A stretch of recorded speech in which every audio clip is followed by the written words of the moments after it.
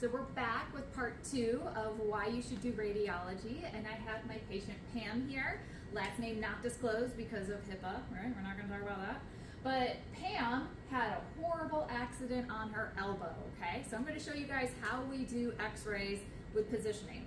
If she did not have a horrible accident, what I would have her do is lay her arm out across the image receptor. I'd want to make sure that my image receptor is aligned with my x-ray tube. So you can see that my lights are aligned. And I would just have her put her arm straight out like this. We just talked about markers, so I'm going to mark this one with the right. And it's important that her humerus is flat with the board, just like her forearm is flat. If we don't, and if she had some kind of angle, then we're going to be causing foreshortening, which we'll talk about in another video. But normal elbow x-ray should look like this, okay? So normal elbow x-ray, that looks beautiful. That's an AP elbow. Now let's pretend Pam has her horrible trauma. So go horrible trauma for me, Pam.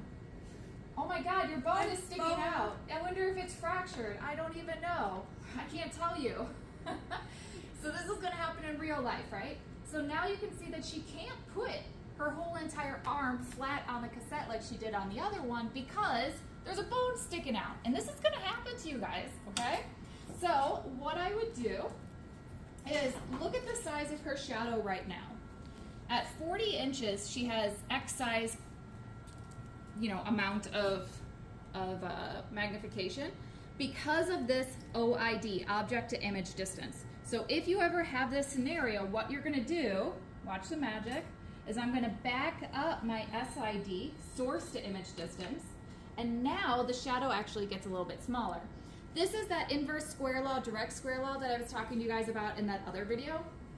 Can you move your arm for 1 second, please? When you go from a high SID to a low SID, do you see how much more intense the X-ray light becomes? So low SID, very intense.